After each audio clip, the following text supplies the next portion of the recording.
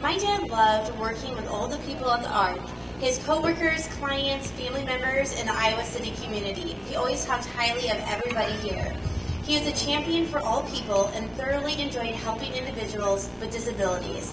And I just love being able to give this award with his name in his honor every year. It's such a pleasure of mine.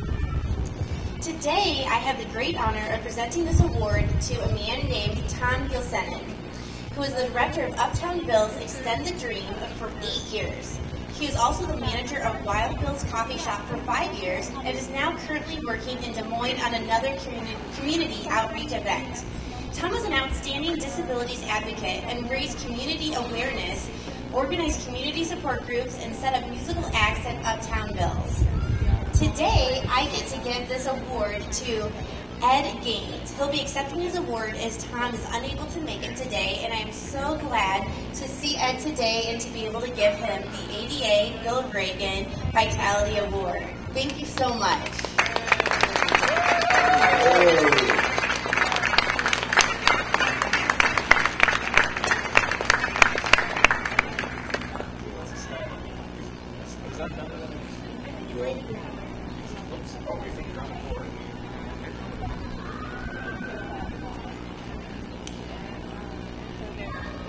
Is that a no?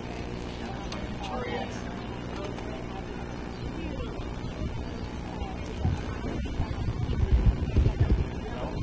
Congratulations.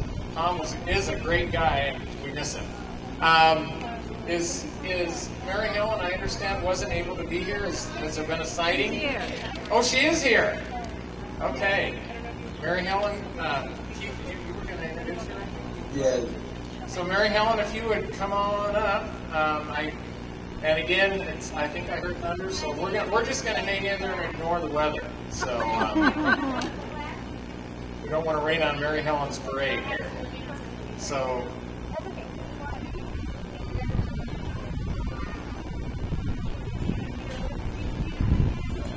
Are you making your way up? Okay. Well, I'm going to introduce you real quick because I don't know if Keith's got. But I'm going to hold the mic. I've got it. Yeah.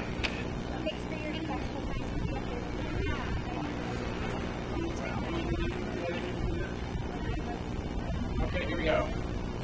I like this. She wrote her bio. She's a disability rights advocate based in Iowa City. After graduating from she arrived in Iowa City to attend the nonfiction writing program, which she graduated from in 2012. She found what she thought to be temporary work with disabled folks that turned into a passion and a career. 6 years later, after falling in love with the field and taking great joy in providing direct care, Mary Helen helped found Seen and Heard, a community integration initiative for people served by Systems Unlimited, which is how I got to know her, and on a panel. So in the first year, 23 out of 30 participants, everyone who wanted to, voted in the midterm elections, and we know how important that is and is going to be. So, yay! Mary Helen has been published in Little Village, as have some of the people with disabilities she mentored. Ever interested in serving marginalized populations, she now coordinates Medicaid services for people with chronic mental illness through Builders of Hope. I love this. If you're idling your car in an accessible parking spot, Mary Helen will not hesitate to ask you to please move along. I might say something else, but anyway, that's what she said she would say. So I am so excited to turn this over to Mary Helen for some comments. Thank you, Mike.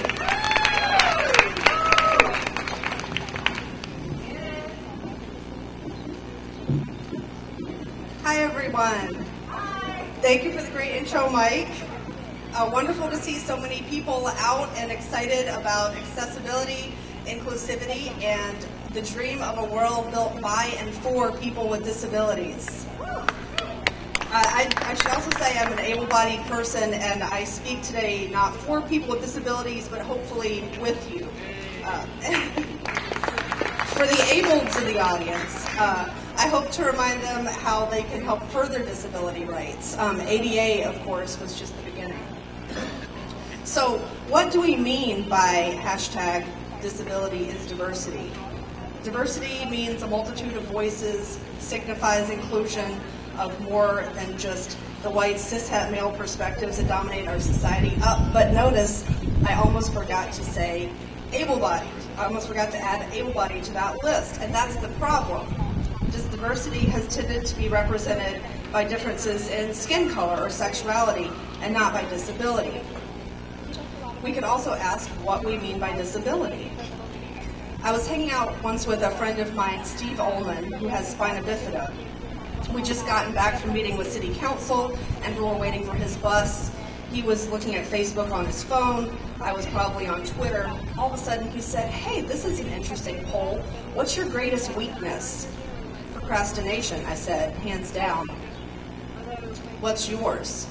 He got this look in his eye like he does when he's about to drop the mic. And he said, "My greatest weakness is that the world isn't accessible to me." Blew my mind. His weakness was not in the fact that he used a chair. That thing's got a motor, watch out.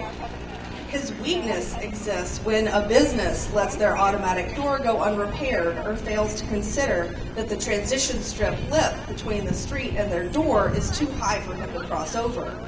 Our society makes Thank you, Aaron. Our society makes disabilities out of physical realities when we do not accommodate them. In some ways, the ADA is about enforced mindfulness. "Hey, abled, you mind if I call you abled? This doesn't work for me, pay attention." And it's most certainly about making it clear that people with disabilities matter, that they are seen and heard, and that they belong in this space which has been made with them in mind. So let me say, you matter.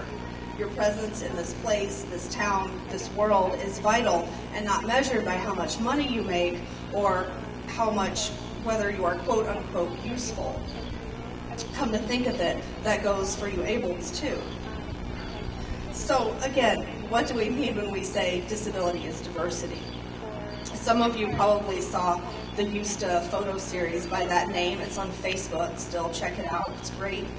The students described better than I ever could how detrimental it is for a disabled person to be left out of discussions of diversity, especially in college or academia, where accommodations are seen as evidence of weakness rather than simply a way for a student to participate equally in the classroom. Let's talk about why depictions of diverse groups of people showcase people of different races and maybe a woman with a rainbow mohawk, but so infrequently people with service animals, white canes, or wheelchairs. Why do college classes on diversity focus on race, class, gender, and sexuality, while coordinating disability studies off into its own department or neglecting it entirely? Part of the reason, and this is slightly boring, I'll get through it as fast as I can, is that minorities have been historically condemned using ableist language, and their difference has been couched in the language of disability. Homosexuals were mentally ill. African Americans, feeble-minded. Our very own Doug Mayton, UI professor and giant in the world of disability studies, points out that arguments for racial inferiority of non-whites were made in the 19th century by suggesting that non-whites were more prone to deafness, blindness, mental defect. And so to claw out of this relegation to the less than human, minority advocates argued strenuously that they were not disabled. And thus they suggested implicitly that it was okay to discriminate against those who were. They didn't argue that you're okay and you matter if you have a mental illness, need extra time on a test, are non-speaking, blind, or unable to walk. They pushed disabled folks into their own category in order to claim a place among white, male, able-bodied folk. It was an enormous failure of intersectionality, and we can forgive it inasmuch as we forgive slave-owning founding fathers and the suffragettes who threw their African-American sisters along under the bus in order to secure the vote. But forgive or not, we do need to correct it.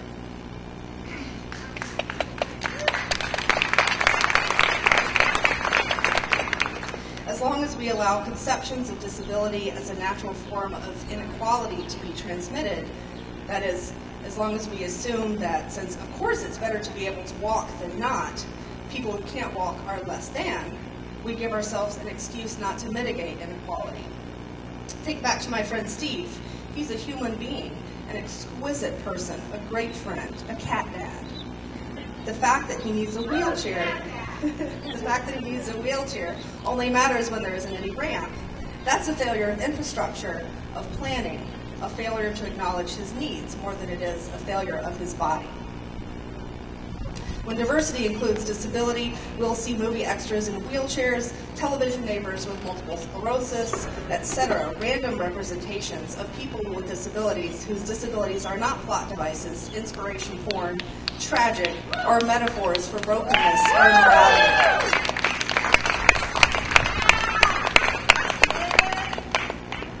Events like these help because they allow people with disabilities and their allies to be seen. And being disabled in public is a radical political act. The more y'all with disabilities access your communities and let that community know what doesn't work for you, the better you shape the world to allow your participation. And more importantly, as it's incumbent upon able-bodied people to allow this inclusivity as we hold the power, communities need to be listening.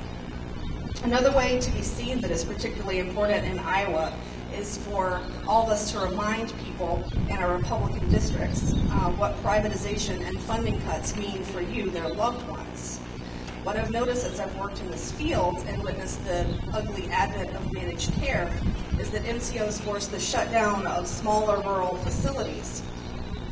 And so people with disabilities have to come to large population centers to find care. I've worked with so many people who had to leave Waukon, Fort Dodge, Sioux City, because they couldn't live in their hometowns anymore. They literally couldn't stay where they were and stay alive. So in an act of stealth gerrymandering, they're forced to find care in Iowa City, Davenport, Des Moines, blue zones. And their family members back in blood red Iowa don't realize that their votes threatened the existence of their loved ones. I think outreach, therefore, is hugely important. I found it's a scary thing for agencies that rely on MCO reimbursement to take that on. It's really up to us in advocacy groups to figure out how to narrativize these policies for voters who returned Kim Reynolds to office. Now, Mike mentioned that I helped people with disabilities vote during the midterm elections last year, and it was awesome, but I want to point out that voting is not the end-all be-all. All too often I hear people say, just vote, it's the only way. No. Tell that to the people who left their wheelchairs at the bottom of federal building stairs and dragged themselves in to occupy them in the 77-504 sit-ins. Protests, writing letters, getting your stories out to the media. This is advocacy. Voting is important, but it's not enough. And getting out the vote isn't even as simple as that slogan suggests anymore. The Iowa voter ID law will be in effect in the 2020 elections, meaning that people who don't drive and might rarely use an ID will need one to cast a ballot anyway. Ables, we have to get people to the RMV as well as to the polls. There's no just in just vote any longer. Another thing, Ables, take time to keep your disability politics progressive. What terminology is in use? From the time I began in this field in 2012, we've come from MR to ID, and that shift matters because it shows a development in our thinking, and the change in language is important for moving our thinking forward. What terminology is in use? Should we retire that puzzle piece and blue banner in light of the controversy over Autism Speaks? Spoiler alert, yes. Listen to the voices of the disability community and bring the voices of their activist peers to the people you serve. Read work by famous local autist author DJ Savarese. Join MCO Watchdog on Facebook and search other disability groups on Facebook. Brave Twitter. If Trump figured it out, you can too. Follow Andrew Gurza, Gurza, Crutches and Spice. And don't shy away from disabled people's sexuality. Never stop learning. If we hadn't kept following a trajectory of disability theory, we'd still be running institutions. It's a lot to keep track of on top of navigating all the changes that privatization has brought, but it's actually fun. I mean, tweets are limited to 280 characters. It is manageable. Click hashtag disabled people are hot, or hashtag ableds are weird, and catch some righteous truth. Because until disabled folks are running everything, able-bodied people need to continually educate themselves to stay woke and do our part to end ableism. While you're at it, check out our own Erin Noonkay's piece in the Mighty, which just got shared and amplified by the Facebook group Diversability, another good one to follow. She looked fabulous on top of sounding ferocious. Erin did so much to pull the celebration off. Please let's make some more noise for her and for our award winners and MCs.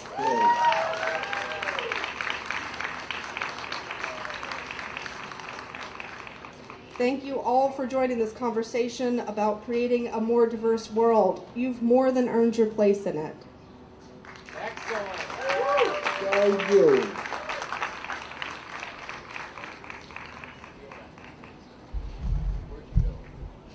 Mike is on the boat. What? Yeah. Is the Infinity Dance Company here? You're right, Mike. Is that a yes? Yes. All right. Well, we are going to wrap up our portion of the program here, and we really encourage you to watch the creativity and appreciate the creativity and diversity of Infinity Dance Company. Sarah furnished, and I don't know how many dancers we have, but we're going to welcome you all to the stage to come up and do your thing. And we encourage you to really, watch them. And then there will be a little time for, not as much as we thought, because we had some wonderful speakers today. And I want to acknowledge everybody. So can we make some more noise for everybody that got up here today? And Keith, you want to close this off here, and then and Sarah and group come on up. Okay. This has been a year of progress, but don't relax. We need to move on. We need to get everyone else, and the only way to be equal is to be active in the community. Thank you.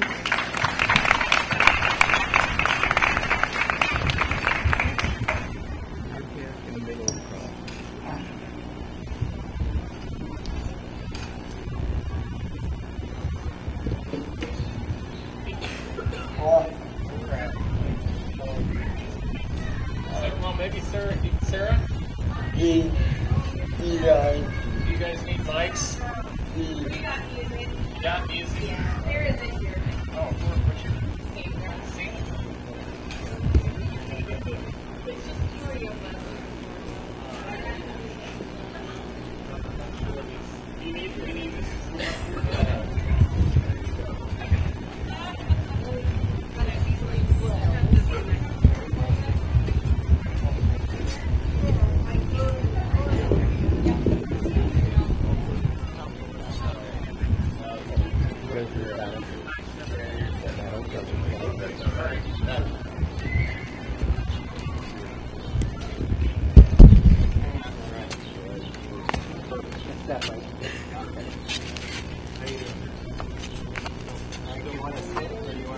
Well,